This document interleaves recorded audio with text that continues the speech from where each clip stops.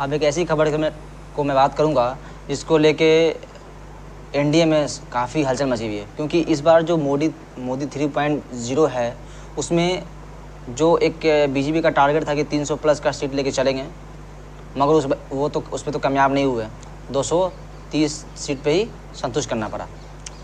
उसके बाद क्या हुआ कि बहुत सारे जैसे कि गठबंधन टीडीपी से या फिर जेडीयू से गठबंधन करना पड़ा। उसके बाद ही एनडीए की सरकार बनी। पिछले 10 साल से बीजेपी अपनी बहुमत सरकार चला रही थी, नाम का सिर्फ एनडीए चल रहा था। अब ये खबर आ रहा है कि जो मोदी ने जो 100 दिन का जो एक ब्लूप्रिंट बनाया था कि 100 दिन के अंदर हम काम करेंगे, तो उसकी एक खबर ये आ रहा है कि अंदर खाने कि नितिन गडकरी ने अपने आप को एक तरह से पीएम मटेरियल अपने आप को बताया है। उसी को लेकर एक पत्रकार हैं प्रज्ञा मिश्रा, उन्होंने एक खबर किया, ठीक है, वीडियो बनाया है। तो उस पर आज रिएक्शन चेक करेंगे और जो वीडियो बनाया है उसमें मैं अपना रिएक्शन दूंगा और बताऊंगा यह खबर सही है नहीं है। आप भी इस वीडियो को जरूर देखें। मोदी सरकार के 100 दिन पूरे होते ही नरेंद्र मोदी को कुर्सी से हटाने की आवाजें बीजेपी से ही बुलंद होने लगी हैं। नितिन गडकरी ने विपक्ष के कंधे पर बंदूक रखकर पहली गोली दाग दी है। नमस्कार दोस्तों, 2 खबरें हैं और दोनों खबरें बहुत महत्वपूर्ण हैं। प्रधानमंत्री पद के लिए पहली बार खुलकर नितिन गडकरी ने कभी भी इस वीडियो को ध्यान से देखिएगा और समझिएगा। नितिन गडकरी कहां से सांसद हैं? नागपुर से। दूसरी खबर यह है कि संजय जोशी, जिनको मोदी और शाह ने बर्फ में लगा दिया था, सूत्रों के मुताबिक उनको बीजेपी का राष्ट्रीय अध्यक्ष बनाने की तैयारियां चल रही हैं। जी हाँ, संजय जोशी कहां के रहने वाले हैं? नागपुर के। अब इन दोनों के अलावा नागपुर में और क्या है, सोचिए जरा। क्या है? संघ का हेडक्वार्टर है। बीजेपी पर जिस जलवे जलाल के साथ गुजरात लॉबी ने कब्जा किया, अब उसके पतन का समय आ गया है। भाजपा की लगाम फिर से संघ अपने पास रखने की पूरी तैयारियां कर चुका है। अब इसको समझने के लिए सबसे पहले आप खबर के पहले हिस्से को समझिए और टाइमिंग पर जरा गौर कीजिएगा। नरेंद्र मोदी ने अपने सारे पुराने मंत्री पुराने मंत्रालयों के साथ रिपीट किए। कारण क्या था? कारण ये सामने आया कि पुराने मंत्री रहेंगे तो पेंडिंग पड़ी हुई फाइलें जल्दी क्लियर हो जाएंगी। अब नया मंत्री आएगा तो उसे फाइल समझने में ही समय लग जाएगा। खबर ये थी कि पुराने मंत्रियों को शुरुआती 100 दिनों के लिए पुराने मंत्रालयों में रखा जाएगा। अब मोदी सरकार के 100 दिन पूरे हो चुके हैं और 100 दिन पूरे होते ही गडकरी ने ऐसा बम फोड़ा है जिसका सीधा संदेश यह है कि नरेंद्र मोदी प्रधानमंत्री का पद छोड़े। नितिन गडकरी ने मोदी सरकार के 100 दिन पूरे होने के 1 दिन पहले कहा कि विपक्ष ने उनको प्रधानमंत्री बनाने के लिए ऑफर दिया था, लेकिन उन्होंने विपक्ष के ऑफर को ठुकरा दिया था। नितिन गडकरी को मोदी सरकार के 100 दिन पूरे होते ही ये याद दिलाने की जरूरत क्या थी कि अगर नितिन गडकरी पीएम बने तो विपक्ष सपोर्ट करने को तैयार है। दोस्तों, ये सीधे तौर पर नरेंद्र मोदी को चेतावनी है कि आपकी सत्ता का समय अब समाप्त हो चुका है। 100 दिन पूरे हो चुके हैं, अब आपके वानप्रस्थ का समय आ चुका है। दूसरी तरफ आप देखिए दोस्तों, तो चला चली की जो बेला है उसकी आहट गुजरात लॉबी को भी है। जी हाँ, और इसी बीच अजीत डोभाल पहुंच जाते हैं रूस, पुतिन के सामने बैठते हैं और पुतिन के दुश्मन यूक्रेन के प्रधानमंत्री से मोदी आखिर क्यों मिले थे इसकी सफाई देते हैं। वैसे तो 2 राष्ट्रीय अध्यक्षों की मुलाकात के बाद किसी तीसरे देश के प्रधानमंत्री के आगे सफाई पेश करने की कोई रस्म तो है नहीं, लेकिन मोदी ने ऐसा करवाया। क्या पुतिन के आगे माफी जैसी सफाई इसलिए दी गई कि मोदी के सत्ता में न रहने के बाद उनके उद्योगपति दोस्तों के धंधे पर कोई प्रभाव न पड़े?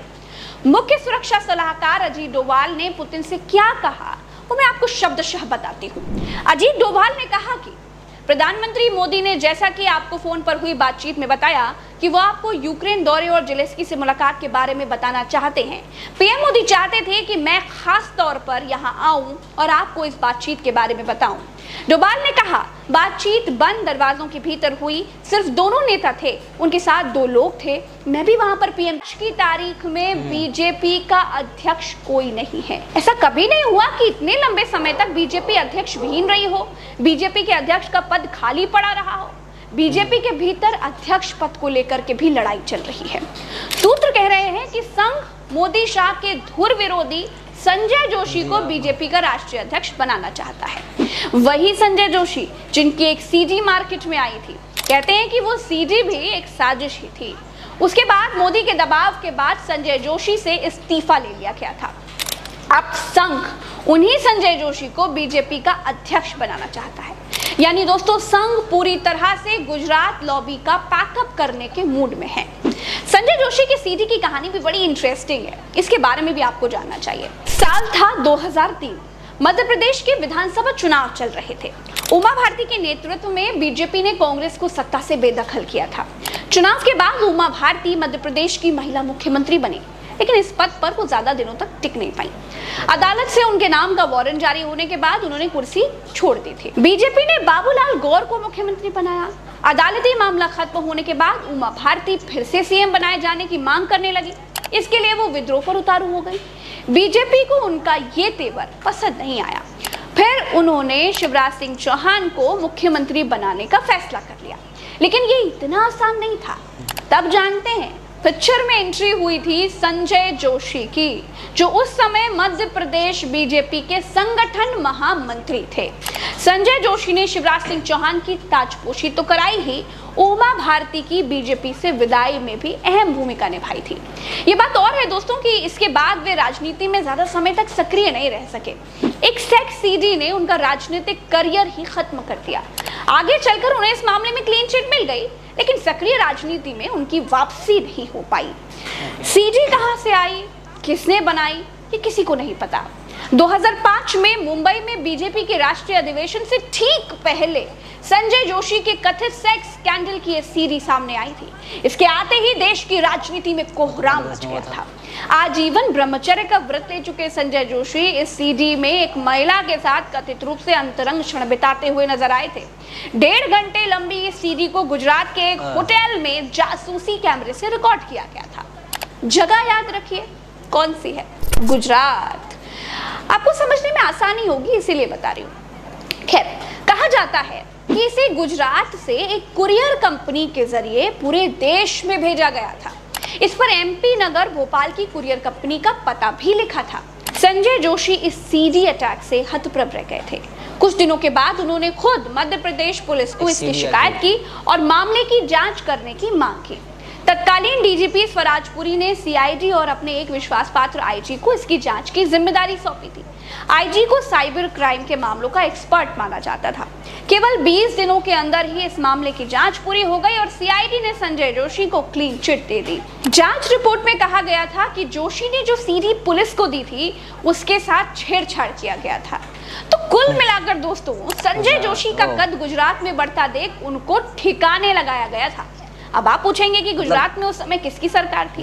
गुजरात में किन दो नेताओं को संजय जोशी के बढ़ते कद से दिक्कत थी? तो उसके लिए ना आपको गूगल कर लेना चाहिए। इस कहानी में जाऊंगी तो कहानी बहुत लंबी हो जाएगी। दोस्तों, मोदी शाह ने बीजेपी को ऐसे मोड़ पर लाकर खड़ा कर दिया है जहां पर खुद मोदी के ऊपर भी सत्ता छोड़ने का भीतरखाने दबाव है, जहां बीजेपी में भयानक सिर फुटअव्वल चल रहा है। हरियाणा में अनिल विज ने और राव इंद्रजीत ने मुख्यमंत्री बनने के लिए घोड़े खोल रखे हैं। महाराष्ट्र में अलग तरह की लड़ाई है। उत्तर प्रदेश में गुजरात लॉबी योगी को निपटाना चाहती है। संघ बीजेपी में अपना राष्ट्रीय अध्यक्ष बनाना चाहती है और गडकरी प्रधानमंत्री बनने की इच्छा पाले हुए हैं। 75 साल का उम्र वाला ब्रैकेट मोदी का इंतजार कर रहा है, वो अलग। चलिए दोस्तों, फिलहाल इस वीडियो में इतना ही। मुझे दीजिए इजाजत। नमस्कार, राम राम तो अस्सलाम, जय हिंद।